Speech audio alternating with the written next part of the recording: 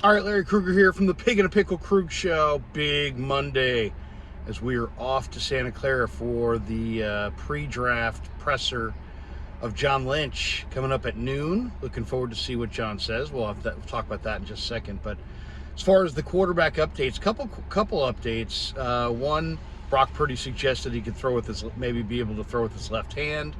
Fill in your joke right here. Also, Trey Lance was at the North Dakota State spring practices. I guess his brother plays from North Dakota State. And Trey just basically, when he was asked about the potential trade, said, "Hey man, I don't know anything. I'm just working hard." He says he's ready to roll. And sounds like he's in good spirits, but if there is some trade brewing, it doesn't sound like he knows anything about it, or at least doesn't want to comment on it. So that's really the latest as far as the quarterbacks go. Purdy rehabbing, may throw with his left.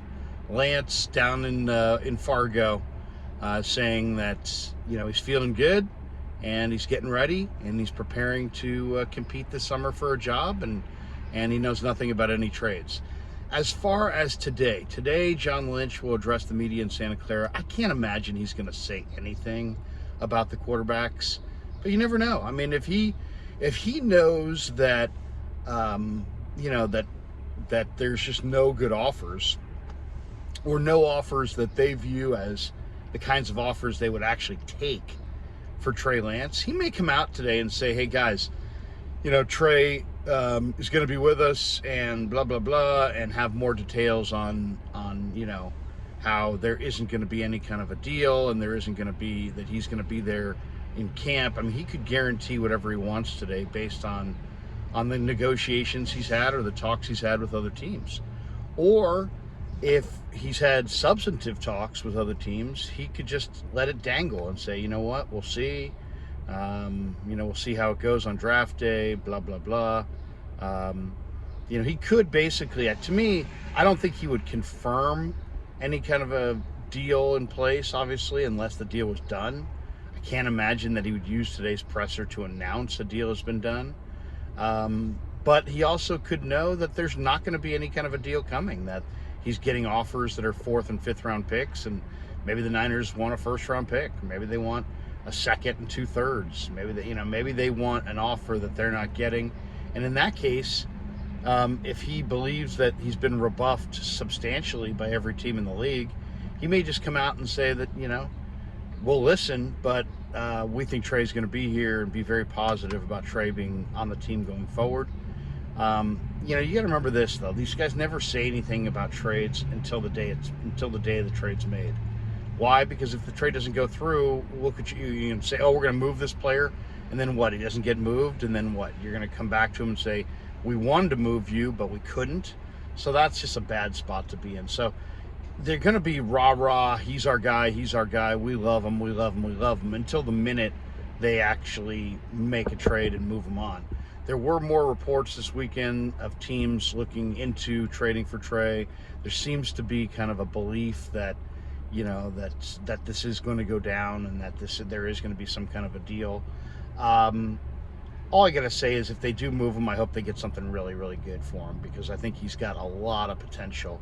And if you said to me, give me your read on what you think's going on here, and a lot of people have asked the question, what has happened in the Niners' eyes to change their viewpoint of Trey Lance? I don't think anything has happened to change their viewpoint of Trey Lance. I was saying this yesterday with John Lund on a live stream that I did on the Krug Show, I just think that the timeline, Trey's timeline for being good and their timeline for winning a Super Bowl don't jive. And their timeline is going to rule the day.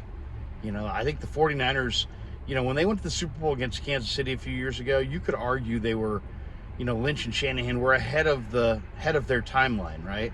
They made it to the Super Bowl early, and, they may have been slightly ahead of their timeline, and the window is just beginning to open.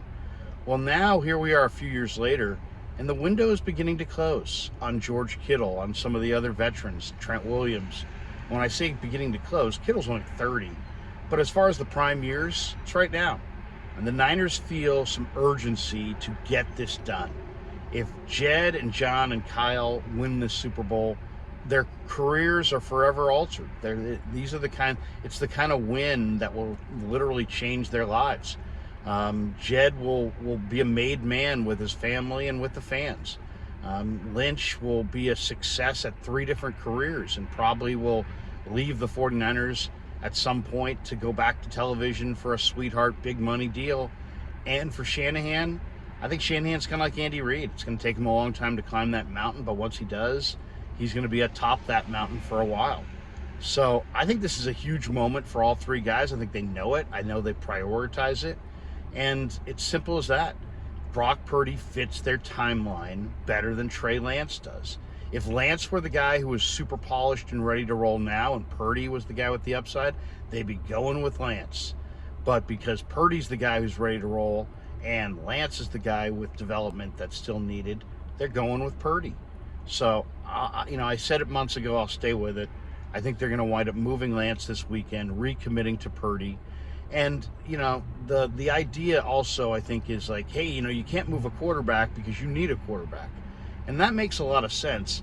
But if you don't feel like Trey's ready to play, I mean, there's a chance that the guy that you get in this draft, whether it be Jake Haener or Dorian Thompson-Robinson or Clayton Tune or, is actually more experienced and more ready to play than Trey is. So this idea that, they're not going to lean on a rookie and this and that, they will if they feel like that rookie is going to play efficient football like Brock Purdy did this last year. It's usually a tall ask, to say the least, for any rookie quarterback. But to me, that's how I see it. I predicted it before. I'm going to stay with it. I think Trey Lance gets moved during the draft. I think the Niners get a draft pick compensation package coming back. And I think they'll either get a quarterback coming back in the deal or they'll get a replacement quarterback they like in the draft. And they'll go forward with that player, Brock Purdy, Sam Darnold, coming up this summer. That's my best guess. But off to Santa Clara to hear the great John Lynch break it all down. We'll see what kinds of questions he asks. Keep it locked on the Krug Show later today. We got a big day. I'll have some video from Santa Clara. We're gonna have hopefully some podium sound from some players and John Lynch. I expect probably to go on later today with Grant Cohn on his channel. Jesse Naylor's going to join us tonight at 6 o'clock on my channel. Vish is going to be on tomorrow, but Raj tonight at 8 o'clock on my channel. So a busy day on the Krug Show. Off to Santa Clara to hear John Lynch. Have a great Monday, peeps.